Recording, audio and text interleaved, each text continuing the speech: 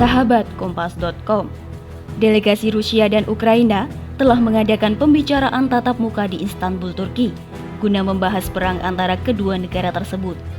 Kedua pihak sebelumnya juga telah mengumumkan beberapa posisi mereka kepada publik.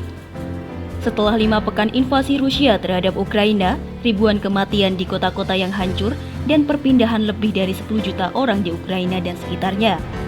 Berikut daftar permintaan Rusia guna mengakhiri perang di Ukraina.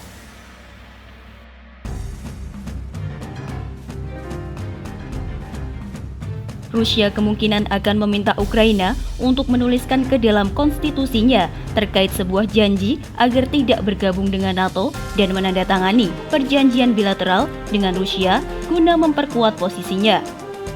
Presiden Ukraina telah mengindikasikan bahwa dia siap membahas tentang netralitas walaupun belum diketahui secara pasti artinya.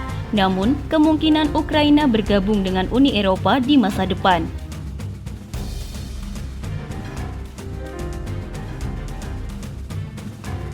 Poin ini akan muncul dalam perundingan di mana Ukraina akan melakukan demilitarisasi tanpa NATO dan mitra Eropanya.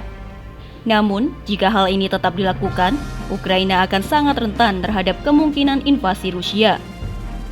Poin penting dalam tuntutan ini adalah memastikan negara itu tidak memiliki senjata ofensif atau nuklir yang dapat mengancam keamanan Rusia, terutama senjata NATO.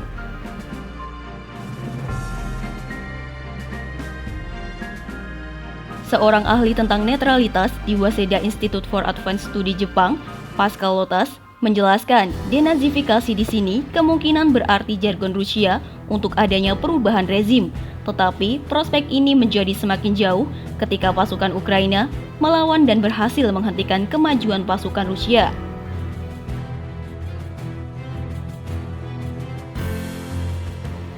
Setelah pembicaraan damai dengan Ukraina, Rusia mengumumkan strategi militer baru yang secara dramatis mengurangi serangan di Kyiv. Sebaliknya, Moskow dapat menuntut agar Ukraina menyerahkan kantong-kantong kelompok separatis di dalam wilayah Donetsk dan Luhansk, di lembah sungai Donbas yang menjadi pusat konflik.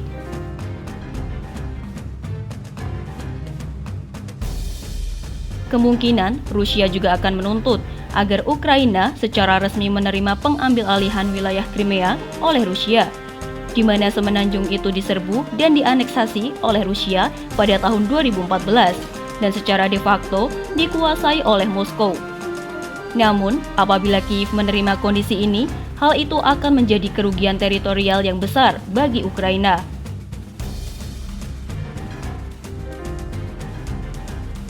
Kremlin juga dapat meminta jaminan bahwa penggunaan bahasa Rusia akan dilindungi di Ukraina.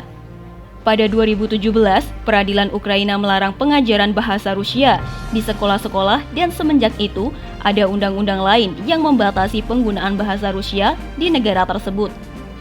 Kemudian, sejak Januari, semua surat kabar dan majalah nasional di Ukraina harus diterbitkan dalam bahasa Ukraina.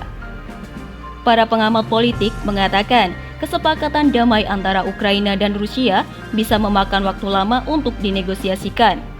Tetapi, kedua negara memiliki alasan untuk mencapai satu kesepakatan.